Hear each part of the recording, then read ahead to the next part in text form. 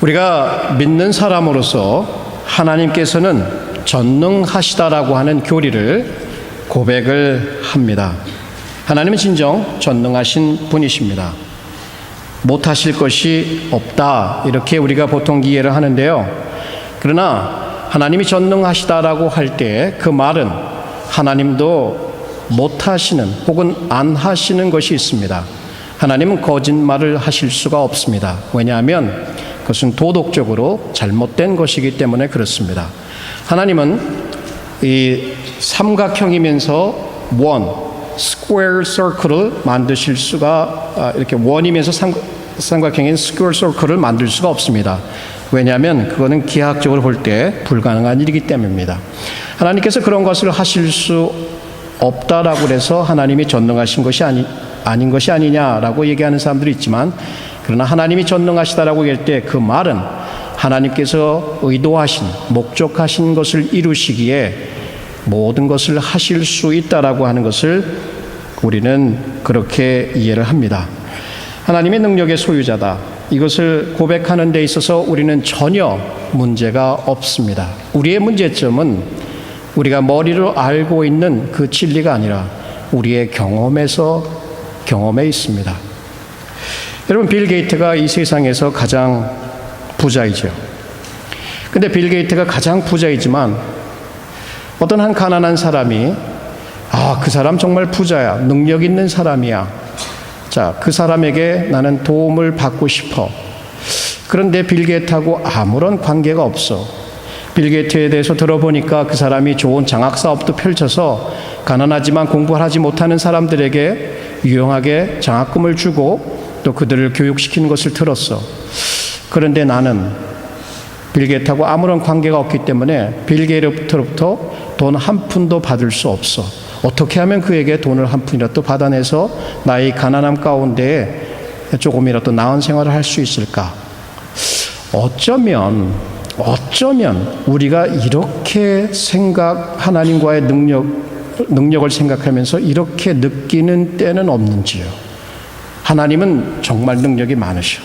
근데 그분이 능력이 많다고 난 이렇게 별 볼 일 없이 능력 하나 없고 매번 패배하는 것 같고 어떤 환경 속에서 쉽게 굴복하고 제대로 일어나지도 못하는데 난 이렇게 나약하고 연약한데 하나님의 능력이 있으면 나를 도우실 것인가? 마찬가지로 이렇게 가난한 어떤 한 사람이 빌 게이트에게 아무런 도움도 받을 수 없다라고 느끼는 것처럼 능력 많으신 하나님으로부터 아무런 능력의 도움도 받지 못하는 것처럼 느낄 때가 있으셨은지요? 때로는 그럴 때가 있습니다. 우리의 환경에서, 우리가 경험하는 바에서 너무나 연약함 가운데 쌓여 있지만 아무런 변화도 일어나지 않고 우리가 원하는 방향으로 삶이 가지도 않고 하나님이 당장 나타나서 나를 구해 주시든지 나를 고쳐 주시든지 나를 인도해 주시든지 해야 하는데 아무런 반응이 없는 것처럼 느껴질 때는 우리는 바로 이 가난한 자와 같이 그분이 아무리 뛰어나고 돈이 많고 능력이 많아도 나는 이렇게 살아갈 수밖에 없다라고 자포자기할 수도 있다라는 것이 우리의 경험 속에 존재를 합니다. 아브라함 어떻습니까? 지난주에 우리가 살펴본 것은 두 주를 걸쳐서 16장의 말씀을 통해서 본 것은 아브라함은 믿음의 조상이었어요. 그러나 그 믿음의 여정을 통해서 늘 그가 믿음의 성공을 거둔 것은 아니었습니다. 때로는 실패를 했습니다. 한 번 실패한 것이 아니라 실패도 거듭했던 분입니다. 근데 이분은 아내의 잘못된 조언에 마음을 기울이고 그것을 따라갔을 때에 가정이 거의 풍지박산이 되는 가정의 심각한 갈등을 겪는 것을 초래하고 맙니다. 그러나 그러한 가운데에서도 하나님은 그 이름도 별로 알려지지 않던 그 가엾은 한 도망자, 늙은 남편에게서 버림받고 안주인에게서 버림받은 듯한 이 가난한 여인 하갈을 만나셨다라고 하는 것을 지난주에 살펴보았습니다. 만약 여러분이 아브라함이라면 그래서 하갈에게 나타나셔서 그의 고통을 돌아보시고 그를 도우시고 그에게 말할 수 없는 약속을 주셨다라고 하는 이 기사를 읽고, 그리고 후에 하나님이 약속하신 대로 그에게 아들을 주었고 그의 이름을 이스마엘이라고 했다라고 하는 기사를 읽어보면 어떤 느낌이 드겠습니까? 여러분이 아브라함이라면, 그렇지, 이런 못난 연약한 여인에게도 하나님은 그를 돌아보시고 구원해 주셨단 말이야. 그를 도와주셨단 말이야. 그럼 나는 직접 언약을 받았는데 나는 도우시지 않을까? 자, 바로 그런 부분이 17장으로 이어지게 됩니다. 13년이라는 세월이 흘렀어요. 86세에 이스마엘을 보았지만 이제 99세가 되었습니다. 13년이란 오랜 세월 동안 하나님은 침묵하고 있습니다. 하나님은 아무런 말씀도 하지 않았어요. 자, 그 아브라함의 가정 생활이 어땠을까요? 우리는 쉽게 아마 상상해 볼 수 있을 것 같아요. 아들이 태어났을 때, 야, 이 아들 이스마엘, 하나님이 들으셨다. 이스마엘이라고 이름을 줬을 때 사라 앞에서 드러내놓고 기뻐할 수 있었을까요, 아브라함이? 사라, 물론 자기 몸종을 통해서 아들을 얻어서 후사로 삼으려고 했지만 하갈이 못되게 하는 바람에 마음이 싹 뒤로 돌아서 버린 상태에 있었습니다. 하갈, 아들을 얻었지만 안주인의 눈치를 봐야 되고 또 자기의 늙은 남편에게서 그렇게 큰 사랑을 받지 못하고 있는 듯한 그런 느낌 가운데 이 세 사람을 중심으로 한 이 아브라함의 가정 생활은 그렇게 행복해 보이는 가정 생활은 아니었을 것입니다. 그래서였는지 하나님은 침묵하시고 있는 듯합니다. 그리고 13년이란 세월이 흐르고 난 후에 그에게 나타나셔서 자신을 소개를 다시 하십니다. 나는 I am El Shaddai라는 표현을 써요. 나는 전능한 하나님이다. 99세, 아내는 89세, 인간적으로 볼 때 자녀를 생산할 수 있는 소망이 끊어진 그때에 하나님께서 나타나셔서 하는 말이 I am El Shaddai, God Almighty 라는 그런 식으로 자신을 표현해, 이렇게 자신을 보여주시면서 Walk before me and be blameless 라고 하는 명령, 두 가지 명령을 주시고 계십니다. 아브라함의 이야기를 읽으면 읽을수록 모든 그 이야기 에피소드마다 한 가지 중심적으로 흐르고 있는 그 하나님의 요구가 있습니다. 우리를 향하신. 그것은 나를 믿으라는 얘기예요. 나를 믿으라라는 얘기예요. 여기서도 마찬가지입니다. 그렇게 소개를 하시고 아브라함에게 이끌어내시길 원하신 것은 내가 볼 때 너의 소망이 끊어지고 내가 볼 때 하나님의 약속, 내가 한 언약이 이루어지지 않을 것 같다고 생각하지. 그러나 나는 전능한 하나님으로서 그 약속을 반드시 이루어 줄 것이다라는 것을 얘기해 주십니다. 17장을 통해서. 자, 그러면 우리 아브라함의 반응은 무엇이 되어야 됩니까? 믿음의 조상답게 하나님의 약속을 믿어야 하는 것입니다. 자, 그러면 여기에 이제 저하고 같이 생각을 잘 하셔야 돼요. 하나님께서 자신을 엘샤다이, 전능한 하나님이라고 소개한 부분과 그 후에 이어지는 두 가지 명령형, 내 앞에서 행하라, 그리고 온전하라라고 하는 이 명령, 이 두 가지.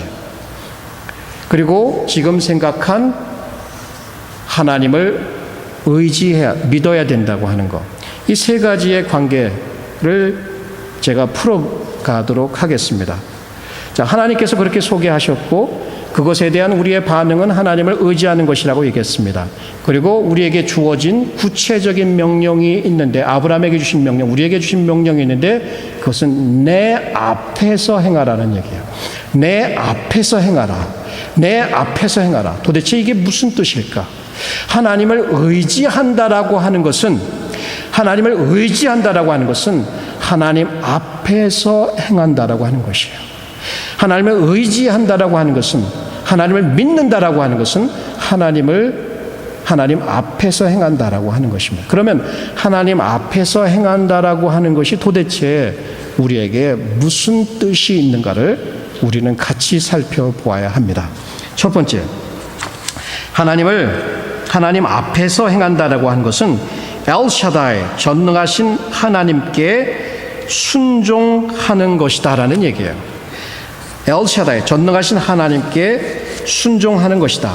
창세기 16장은 아브라함의 실패를, 연약한 믿음을 기록하고 있는 반면에 17장, 13년의 세월이 흐르고 그렇게 넘어가는 17장에서는 하나님께서 그의 믿음을 다시금 북돋아주고 있으며, 다시금 그 믿음의 초점이 환경이 아니라, 나이가 아니라 하나님이 어떠한 분이신가로 그의 관심을 돌려주고 있다라고 하는 얘기예요. 16장의 실패가 결국 17장으로 돌아오면서 하나님께 초점이 맞춰지고 하나님께서 그를 만들어 가시겠다는 얘기입니다. 특별히 여기에 이 엘샤다이라고 하는 표현을, 여러분 노래도 있죠. 엘샤다이, 엘샤다이. 도대체 이게 무슨 뜻일까? 성경학자들은 이것을 가지고 많은 씨름을 했습니다. 아직도 그 논란이 있는데요. 어떤 사람은 엘샤다이라고 하는 이 샤다드라고 하는 부분을 이 산으로 해석한 사람이 있어요. 아카디안이라고 해서 바벨론어에서 있는 그 단어에서 그런 어원적으로 그렇게 해석을 합니다. 그래서 산의 하나님, 산이 어마어마하게 크잖아요. 산의 하나님, 혹은 어떤 사람은 그 여인의 이 가슴, 이 풍요로움, 그래서 가슴의 하나님, 뭐 이렇게 표현하는 사람도 있고, 또 거기서 조금 더 나가서 충족하신, 부요하신 하나님, 이렇게 해석하시는 분들도 있습니다. 여전히 엘샤다이라고 하는 부분은 우리가 못을 팍 찍어갖고 이런 분이다라고, 이런 뜻이다라고 해석하기가 상당히 힘든 부분이 있습니다. 그러나 성경을 오래전에 한 5세기 전에 이렇게 번역을 했던 제롬이라고 하는 분이 있어요. 이분은 라틴어로 성경을 번역하면서 이 엘샤다이, 샤다이라고 하는 부분을 omnipotence라고 하는 단어로 번역을 했어요. 이 omnipotence라고 하는 영어 단어가 거기서 왔는데, 이 뜻은 전능한이라는 단어입니다. 그래서 오늘날 영어 성경들은 다 God Almighty라고 번역을 한 것이에요. 우리가 이 뜻을 살펴보기 위해서는 그 문맥을 보아야 됩니다. 이 문맥을 보게 되면 대체로 이 단어는 구약 성경에 48번이 등장을 하고 31번은 욥기서에서만 등장을 하고 있습니다. 창세기에서도 여러 번 등장을 하고 있는데, 그 등장하는 때가 어느 때이냐면 바로 아브라함과 이삭과 야곱, 소위 말해서 이스라엘의 족장들, 3대 족장들에게 주신 하나님의 약속과 더불어서 등장을 하고 있습니다. 근데 하나님이 주신 약속은 풍요 혹은 많은 자손, 이러한 문맥, 이러한 것을 약속으로 주시는 문맥에서 엘샤다이라고 하는 표현이 등장을 하고 있어요. 그것은 다시 말하면 뭐냐면, 하나님은 축복을 주시는, 놀라운 부요한 축복을 주시는 그러한 하나님이다라고 하는 것을 우리가 이 표현에서 읽을 수가 있습니다. 더불어서 그러한 축복을 주시기 위해서는 이 나이가 다 들어서 꼬부라져 있는, 혹은 전혀 생산의 능력이 없는 이 커플에게도 자손을 일으킬 수 있는 그러한 능력의 소유자다라고 하는, 왕이다라고 하는, 이 세상의 왕으로서 축복을 주시고 은혜를 주시고 지키시며 심판하시는 그러한 분으로 문맥에서 우리가 엘샤다이를 이해할 수가 있어요. 그러면 God Almighty라고 하는 부분은 전혀 벗어난 해석이 아니겠죠. 거기에 더불어서 축복을 주실 수 있는 능력의 하나님. 자, 이 하나님께서 그렇게 자신을 계시하면서 주신 이 walk before me라고 하는 것. 자, walk라고 하는 부분과 before me라고 하는 두 부분을 우리가 먼저 살펴보아야 됩니다. 여러분, 성경에서 walk한다는 말은 걷는다라는 뜻이잖아요. 근데 이 walk라고 하는 단어는 항상 우리 한국어 번역에는 걷는다라고 번역이 되어 있지 않아요. 행하다. 이런 건 다닌다는 뜻이죠. 그러면 이 walk라고 하는 단어가 쓰일 때는 성경에서 어떤 의미냐를 생각해 보아야 됩니다. 여러분, 가장 기본적인 우리 삶의 무브먼트는 뭐예요? 워크하는 거예요. 걷는 거예요. 자, 걸어가면 이쪽으로 가기도 하고 저쪽으로 가기도 하고 매일 가던 길에는 길이 나게 되기도 하고 자국이 남겨지게 되고, 자, 그러면 왔다 갔다 걷는다 이런 것은 결국은 삶을 얘기하는 거예요. 그리고 삶의 스타일을 얘기하는 거예요. 하나님께서 이 아브라함에게 자신을 계시하시고 능력의 하나님, 축복의 하나님을 계시하시고 그에게 요구하시는 것은 어떤 종류의 삶을 살아라는 얘기예요. 삶을. 그냥 대충 아무 생각 없이 세월 흐르는 대로, 구름 흐르는 대로 따라가는 그런 삶이 아니라 분명히 어떤 삶이 거기에 나타나고 있습니다. 자, live out, 살아라. 어떻게 살아라? before me라고 하는 표현입니다. 이것은 문자적으로 해석할 때는 in my face예요. 내 면전에서, 내 보는 가운데, 내 얼굴 앞에서. 그러면 내 얼굴 앞에서 너는 살아라 라는 명령을 주신 거예요. 이 표현은 구약에 여러 번 등장을 하고 있습니다.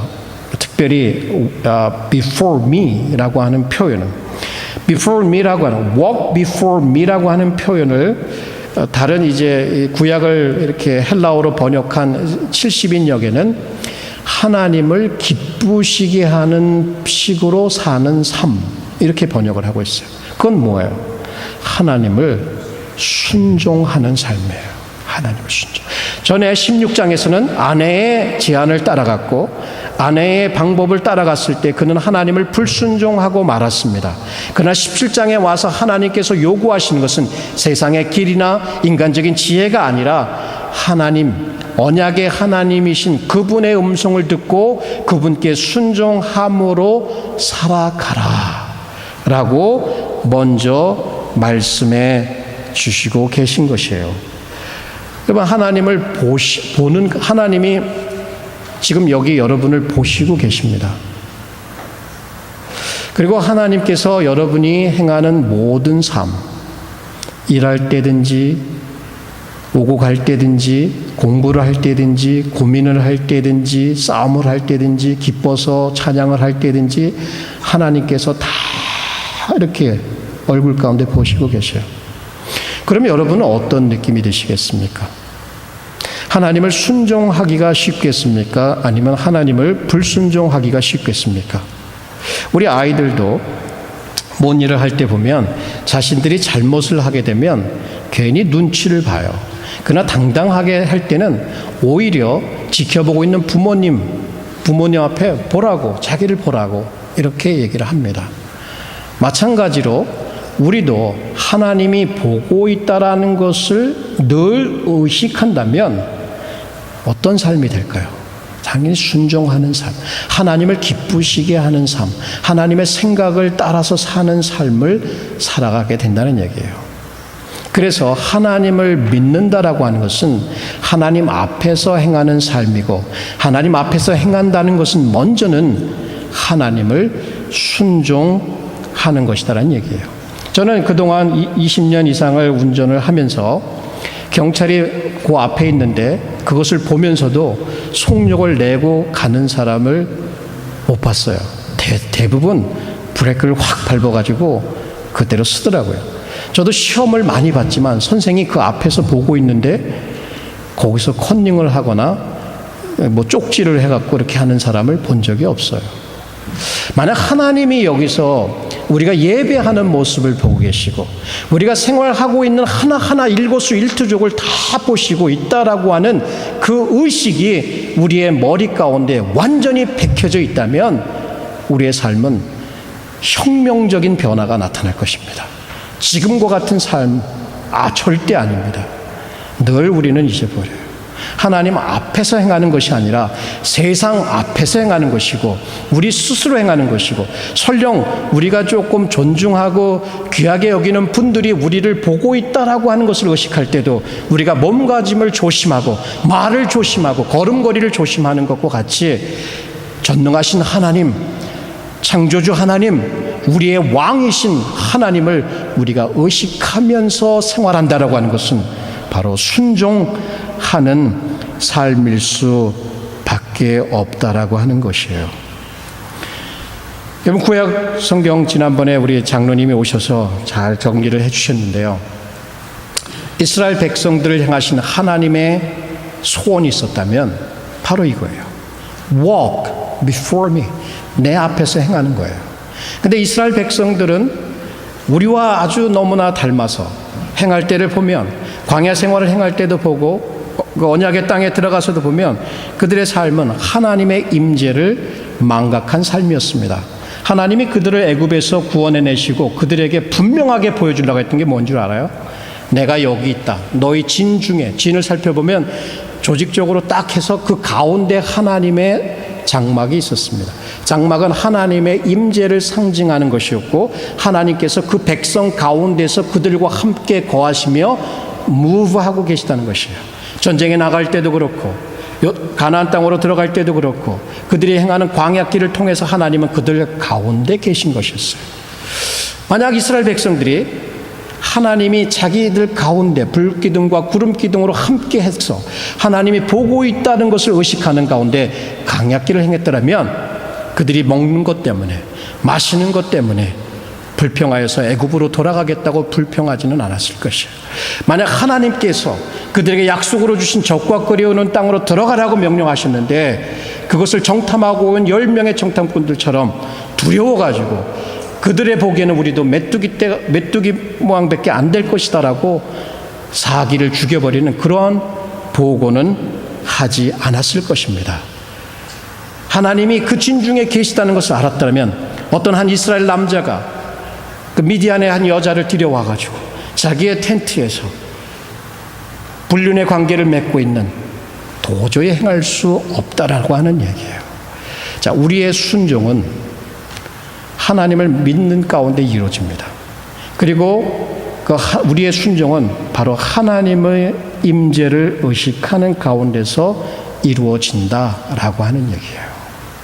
그리고 우리의 불순종은 하나님의 임재를 무시하고 하나님의 임재를 망각할 때에는 반드시 우리는 불순종하게 될 것이다라는 얘기예요. 그렇다면 우리에게 하나님의 임재를 인지하고 느끼고 그것을 따라서 생활할 때에만이 거룩함과 의로움이 우리 가운데 나타날 수 있다는 얘기입니다. 두 번째, 하나님 앞에서, 내 앞에서 행하라라고 하는 그것은 바로 엘샤다이, 전능하신 하나님과 교제하는 생활이다라고 하는 것입니다. 특별히 우리가 창세기 12장을 공부하면서 거기서도 하나님께서 동일한 단어를 쓰십니다. walk, 영어 성경에는 go로 번역이 되어 있는데요. 동일한 히브리어입니다. 너의 본토 친척 아비 집을 떠나 내가 네게 지시할 땅으로 가라. walk. 이 부분을 생각하면서 저는 하나님께서 바로 새롭게 열려질 이 믿음의 여정에 나와 함께 가자라는 축복을, 초대라고 지난번에 함께 나누었던 기억이 납니다. 지난 한 20년 이상을 아브라함은 하나님과 함께하는 before in the presence of God, before the face of God, 하나님의 면전 아래서 살아오는 삶이었습니다. 20년 이상이 지나면서 그의 삶을 돌아보면 어땠을까요? 그가 그 땅을 떠나서 가나안 땅에 도착하기까지 하나님을 의지하고 하나님과 교제하는 가운데 걸어왔을 것입니다. 그러나 기근이 들어서 애굽 땅으로 도망 내려갈 때에 그가 하나님과 교제하고 있었을까요? 그렇지 않았겠죠. 그러나 그가 회개하고 돌이켜서 다시금 약속의 땅으로 발걸음을 옮길 때에 하나님은 그와 동행하셨습니다. 그의 조카 롯과 헤어지는 가운데서도 그는 넓은 마음으로 롯에게 먼저 나아갈 것을 얘기했을 때 그때에도 하나님은 그와 함께 교제하고 계셨습니다. 또한 그 롯을 구출해내기 위해서 전쟁터로 나아갔고 거기서 승리를 거두고 돌아와서 멜기세덱에 11조를 드렸을 때에도 하나님은 하나님 앞에서 그 일을 행했습니다. 15장에 언약을 맺는 그 순간에도 하나님은 그 가운데에 계셨습니다. 그러나 16장에서 그가 세상의 길을, 아내의 잘못된 그릇된 길을 떠나갔을 때 하나님과 교제가 이렇게 멀어지고 있는 모습을 보게 됩니다. 이제 17장에 다시금 와서 순종할 뿐만 아니라 이 순종의 삶이 그 다음으로 이어지는 것, 이 순종은 내가 하기 싫은 것을 억지로 하는 것이 아니라 오로지 나의 하나님, 나의 주님을 기쁘시기 위해서 행했던 것이고, 이제는 더 나아가서 한 발짝 더 나아가서 하나님의 얼굴을 보면서 교제한다는 것입니다. 특별히 모세를 보게 되면 모세가 하나님과의 관계가 어땠는지를 성경 기자는 이 face to face, Moses talk with God face to face 이런 표현을 쓰고 있습니다. 그것은 하나님과 얼굴을 맞대고 대화했다라고 하는 그렇게 밀착적인 가까운 교제의 관계, 사귐의 관계를 설명해 줄 때 이 얼굴이라고 하는 부분을 다시 사용하고 있는 것을 볼 수가 있습니다. 여러분, 우리에게 하나님께서 나는 전능한 하나님이다, 너는 내 앞에서 행하라고 했을 때 그것은 순종뿐만 아니라 하나님과 교제의 삶으로 우리를 초대해 주시는 것과 같습니다. 그렇다면 이 하나님과 사귀는 삶은 어떠한 삶일까요? 하나님과 동행한다는 것, 하나님과 사귄다는 것, 도대체 어떠한 삶일까요? 아마 쉽게 생각해 보면 여러분에게 가장 친한 친구 혹은 너무나 사랑 관계에 있는 이렇게 사랑하는 이 부부 혹은 연인들의 관계에 비유해 볼 수 있을 것입니다. 사랑하기 때문에, 믿기 때문에 서로에게 있는 것들을 함께 이야기하고 나누는 것입니다. 하나님께서 여러분의 생각을 아십니다. 하나님께서 여러분의 약점도 강점도, 하나님께서 여러분의 가장 깊은 마음 가운데 일어나는 생각들, 감정들, 이 모든 것을 다 알고 계시고 여러분 또한 그 모든 것을 하나님 앞에 아뢰고 있습니다. 하나님과 여러분 사이에 막힌 담이 없습니다. 예수 그리스도 안에서 모든 담이 허물어져 내렸고 너무나 가까워서 하나님께서 아브라함에게 말하듯이 나의 벗 아브라함이라고 하는 표현을 쓰듯이 우리에게도 나의 친구들, 나의 벗이라고 하는 표현을 쓸 때에 바로 이러한 교제, 사귐이 여기서 이루어지는 것이에요. 자, 하나님의 얼굴이 여기 있습니다. 그리고 하나님과 대화하는 거예요. 하나님, 오늘 이렇게 이러한 일이 있었는데 너무너무나 좋았어요. 감사해요. 하나님, 이런 일이 생겼는데 얼마나 열받는지 몰라요. 화가 나서 거의 못 참고 터뜨려버릴 지경이었어요. 이렇듯이 늘 하나님과의 계속적인 만남과 교제가 이루어지는 것, 이것이 하나님께서 우리를 구원하신 최종적 목표입니다. 하나님께서 죄인들을 구원하셔서 다시금 하나님과의 교제 가운데 아담과 하와가 타락함으로 잃어버렸던 하나님과의 그 밀접한 친밀한 사랑의 교제 가운데에 우리를 회복시켜 주시고 그렇게 살아가야 된다는 것입니다. 근데 여기에는 이러한 교제가 이루어지기 위해서는 서로 신뢰가 있어야 합니다. 아브라함에게 말합니다. 아브라함, 너 나를 진짜 믿느냐? 너 나를 진짜 믿느냐? 16장에서는 아브라함이 말할 수가 없어요. 그런데 17장에 와서는 다시금 초대하시면서 믿을 것을 요구하고 계신 것이에요. 서로 믿지 않는 관계 속에서 진정한 우정이 나올 수가 없습니다. 그저 건성건성 새기려면 그냥 shallow하게, superficial하게 새기려면 믿지 않고도 갈 수가 있지만 진정한 우정, 사랑은 신뢰를 바탕으로 하는 것이죠. 그래서 우리가 하나님과의 관계도 마찬가지로 하나님이 우리를 믿어주시고 또한 우리가 하나님을 믿는 이러한 상호 신뢰 관계 가운데 진정한 사귐과 우정이 싹 틉니다. 이럴 때 솔로몬이 술람미 여인에게 고백했던 이러한 고백이 우리의 고백이 됩니다. 나는 나의 사랑하는 자에게 속하였고 나의 사랑하는 자는 내게 속하였다. I am his, I am my beloved's, and my beloved is mine. I am thine, and you are mine이라고 하는 이러한 표현을 쓰게 되죠. 제가 좋아하는 찬송 중에 하나님과의 아주 아름다운 교제를 시적으로 표현한 것이 있습니다. 아마 이 시편을, 이 시를, 이 노래를 여러분에게 읽어드릴 때에 마음에 한번 결심해 보세요. Walk before me. 내 앞에서 행하라. 하나님과 교제하는 삶을 다시금 시작하든지 하나님과의 교제의 삶을 더욱 깊이 하겠다는 그러한 결단을 한번 내려보시기 부탁을 드립니다. 저 장미꽃 위에 있을 이 시인데요. 시편 이 찬송 기자는 이렇게 고백을 하고 있습니다. 저 장미꽃 위에 있을 아직 맺혀 있는 그때에 귀에 은은히 소리 들리니 주님의 음성 분명하다. 주님 나와 동행을 하면서 나를 친구 삼으셨네.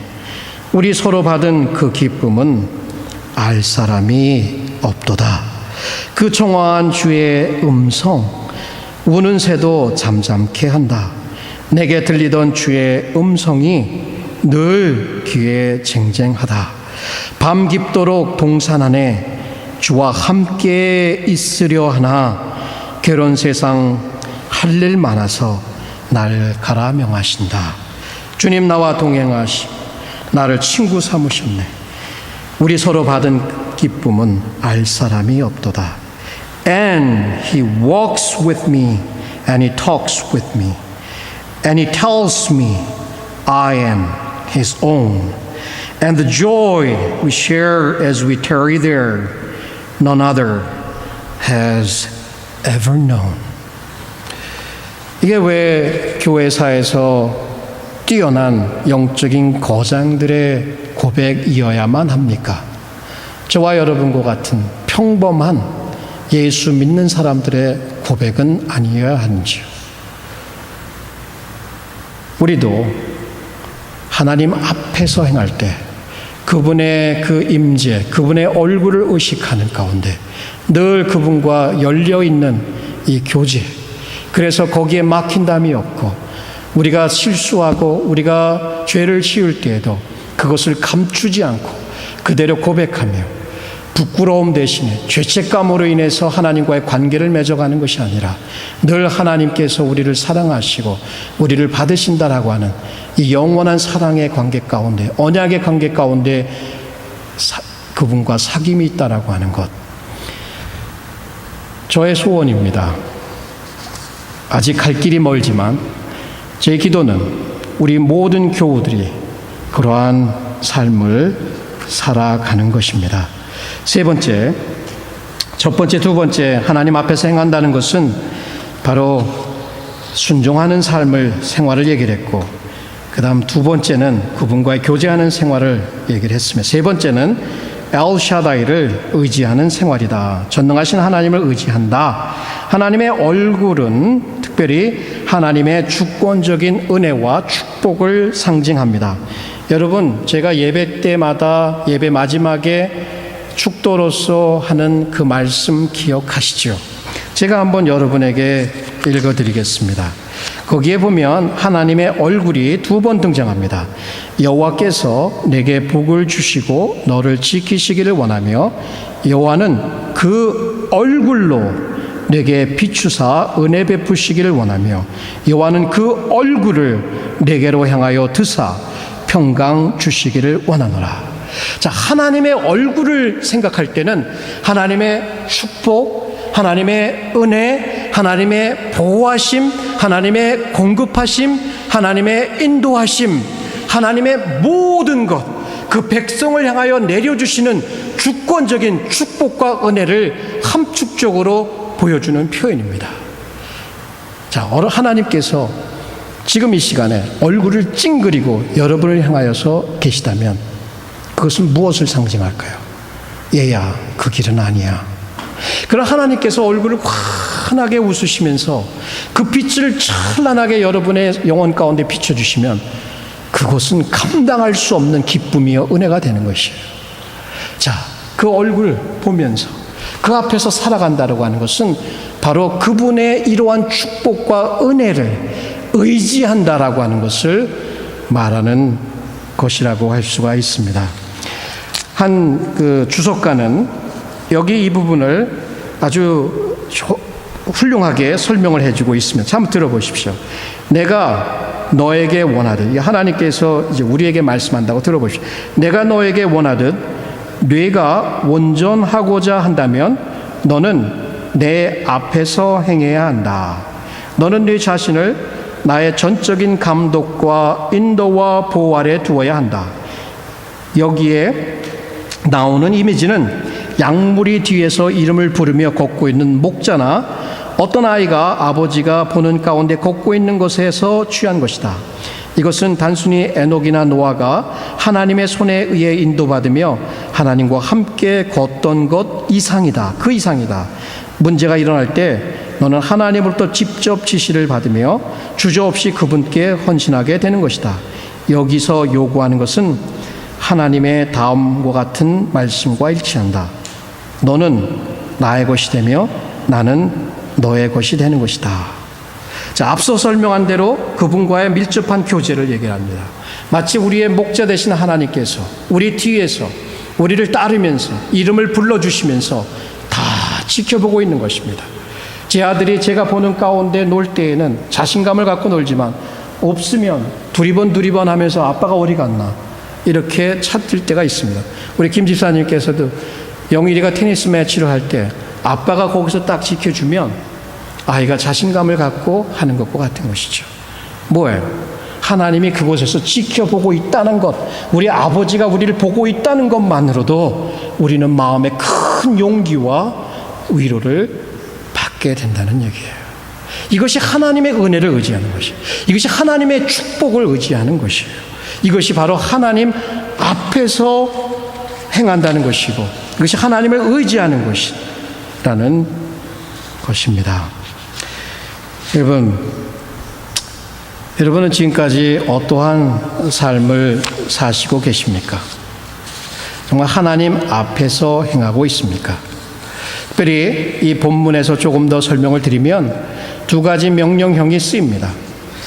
Walk before me and be blameless라는 단어를 쓰고 있어요. 이 be blameless 두 가지 이 명령형이 쓰일 때 이 구문을 우리가 설명을 조금 드리면 명령형이 있으니까 야, 내 앞에서 행하고 흠이 없어라, 온전하라 이렇게 명령. 네가 내 앞에서 행하면 흠이 없는 거야, 흠이 없어야 한다. 뭐 이런 식으로 설명하는 것이 아니라 이것은 두 개의 명령형이 어떤 용법으로 쓰인 것이냐면 하나의 명령형을 주고 따르는 명령형은 그것의 목적, 결과를 얘기합니다. 다시 얘기하면 내가 내 앞에서 온전하기 위하여 내 앞에서 행하라. 내가 온전하고자 한다면 내 앞에서 행하라. 그러면 우리가 하나님 앞에서 행하면 우리의 삶에 온전함이 다가온다는 얘기예요. 이것은 도덕적으로 완전함을 설명하는 단어가 아닙니다. 이 단어는 노아나 혹은 다른 욥에게도 사용되었던 단어이지만 이 사람들은 흠이 없던 사람들이 아니었어요. 그러나 이 사람들에게 있어서 있었던 것은 뭐냐면 하나님을 의지했고 하나님을 믿는 사람으로서 그 삶에 갖추어야 할 것들, 도덕적으로 혹은 여러 모양으로 갖추어야 될 것을 잘 갖추고 있는 모습을 보게 됩니다. 이 단어가 구약에서 어디에 쓰였냐면 제사를 드리는 동물들에게 쓰였습니다. 만약 동물들이 탐임하다라고 하면 그것은 하나님 앞에 제물로 드려줄 수 있다는 얘기예요. 근데 탐임이 아니면 그것은 눈이 빠졌든지 다리가 절름발이든지 혹은 질병이 있든지 이런 것들을 가지고 하나님 앞에 드릴 수 없었던 것이거든요. 그러면 우리가 하나님 앞에서 행할 때 하나님을 순종하고 기쁘시게 하고 하나님과 교제하는 가운데서, 그래서 그러한 삶을 살기 위해서 하나님의 은혜를, 주권적인 능력을 의지한다면 우리의 삶에는 바로 이러한 탐임, 온전함이, 도덕적인 완전함은 아닐지라도 온전함이, 영적으로 책망할 것이 없는 그러한 자리까지 성숙해 나간다는 얘기예요. 그러면 이것이 하나님께서 아브라함에게 정하신 조건이에요. 너가 이렇게 하면 2절로 이어져서 내가 너와 언약을 세우고 내 자손을 창대케 많게 해주겠다. 익시링리하게 해주겠다. 우리 한국어 번역에는 1절과 2절의 문법적인 관계가 나와 있지 않지만 영어 번역에 보면 1절의 컨디션이 만족이 되면 2절의 결과가 그렇게 될 것이라는 걸 얘기하죠. 그러면 이런 생각을 하죠. 우리가 하나님의 말씀을 따라 잘 살면 하나님께서 그 약속을 이루어주시고, 하나님의 말씀을 어기면 하나님께서 그 약속을 이루어주시지 않을 거다. 그런 단순한 논리로 생각할 수도 있을 것입니다. 그러나 그것보다 한 단계 더 깊이 생각한다면 하나님께서 이미 그 얼굴을 통해서 필요한 것들을 공급해 주십니다. 그래서 우리가 그 앞에서 행할 수 있도록 은혜를 주시고, 그 결과로 하나님께서는 반드시 그 약속을 이행하실 것이다라는 것으로 우리는 이해해 보아야 할 것입니다. 하나님과 우리가 합작하여서 약속을 이뤘으니 나도 할 일을 다 했다라가 아니라 하나님의 전적인 주권이 그곳에 있었기 때문에 우리는 그 일을 하게 된다는 것입니다. 그러면 아까도 말씀드린 대로 하나님의 소원이 있습니다. 하나님의 소원은 바로 하나님 보는 가운데 하나님의 면전 아래서 우리가 살아가는 것이에요. 이스라엘 백성들은 늘 실패했습니다. 실패할 때 결국 어디까지 실패했냐면 하나님의 임재가 있는 그 땅으로부터 내쫓겨서 타향살이를 하게 되죠. 포로로 잡혀갔죠. 그러나 하나님은 그들을 돌이켰고, 그 후에 메시아를 약속하셨고, 메시아가 오셔서, 예수 그리스도께서 오셔서 바로 하나님의 임재를 보여주셨습니다. 요한복음을 읽어보시면 거기에 하나님께서 예수 안에 장막을 치시고 거하셨다는 표현이 나옵니다. God tabernacled in Christ라는 표현이 나옵니다. 자, 그것은 하나님께서 그 임재를 예수 그리스도 가운데 나타내셨다는 얘기예요. 예수께서 오셔서 하나님을 드러내셨고, 또 그분이 사역을 마치고 돌아가시면서 성령을 약속하셔 주셨습니다. 이제는 하나님 앞에서 행한다라고 하는 것은 바로 이 성령과 동행하는, 성령 앞에서 행하는 것입니다. 성령이 멀리 계십니까? 성경은 성령께서 어디 계시다고 얘기합니까? 교회 가운데, 그리고 여러분과 제 마음 안에 계시다라고 얘기를 합니다. 그래서 성령 충만함으로 생활하는 것이 바로 하나님 앞에서 행하는 것이다. 이렇게 결론이 나게 됩니다. 하나님은 전능하십니다. 그 약속을 지키십니다. 우리에게 은혜를 베푸십니다.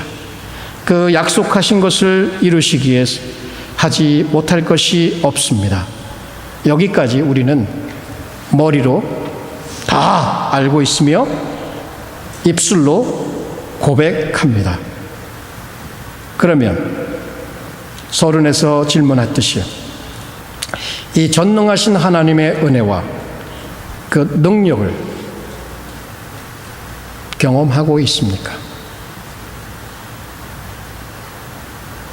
이것이 우리의 문제입니다. 이것이 우리가 안고 있는 문제예요. 아브라함이 13년 하나님의 침묵 가운데 매일 반복되는 그 지루한 일상 속에서 무엇을 느끼고 살았을까요?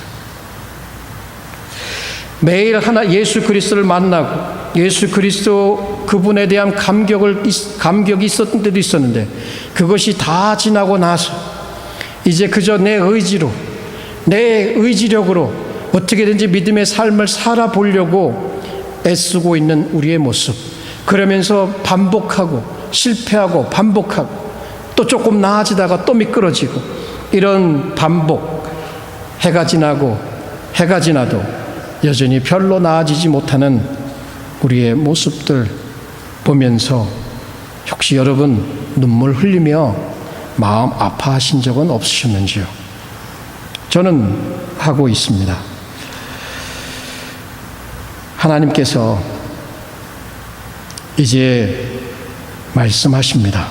우리의 이러한 영적인 이 shallowness와 이 superficiality, 이 건성건성, 타성에 젖어서 왜 이렇게 낮게 생활하는 이것에 대해서 답을 주십니다. 이것을 깨트릴 수 있는 답. 그것은 바로 우리의 전능하신 하나님 앞에서 행하는 것이다. 하나님은 전능하십니다.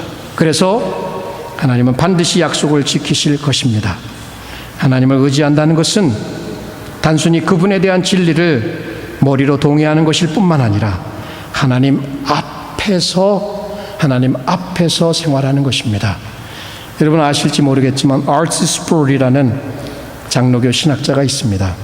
이분의 책에 코렘 데오라는 표현이 있는데요. 이 코렘 데오는 in the presence of God이라는 뜻이 하나님 앞에서라는 뜻이에요. 거기에 이분이 기독교인의 삶을 아주 기가 막히게 정리를 해 주셨습니다. 자, 기독교인의 삶은 어떤 것이냐면 하나님의 we live out our lives in the presence of God, through the power of God, and for the glory of God. 이것이 그분의 표현입니다. 하나님의 앞에서 살아가고 하나님의 능력으로 살아가고 그 다음 하나님의 영광을 위해서 살아간다. 이것이 참된 의미에서 우리를 부르신 하나님의 소원입니다.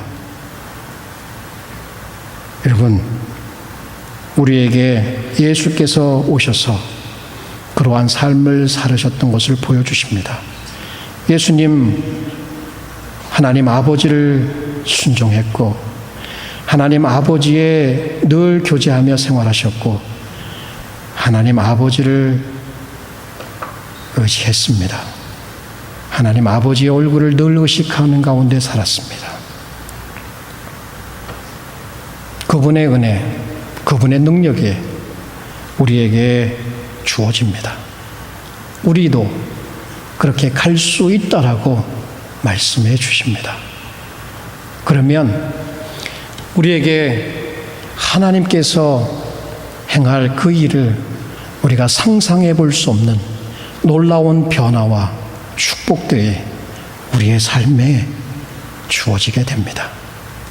자, 그러한 삶으로 살아가지 않으시겠습니까? 저와 함께 기도하시면서 이 작은 교회 안에서 그 삶을 이루어 하나님 앞에 돌려드리면 우리 아버지께서 얼마나 우리를 기뻐하시고 얼마나 우리를 축복하실까 한번 상상해 보면서 바로 하나님 앞에서 행하는 이 삶으로 발걸음을 옮기십시다.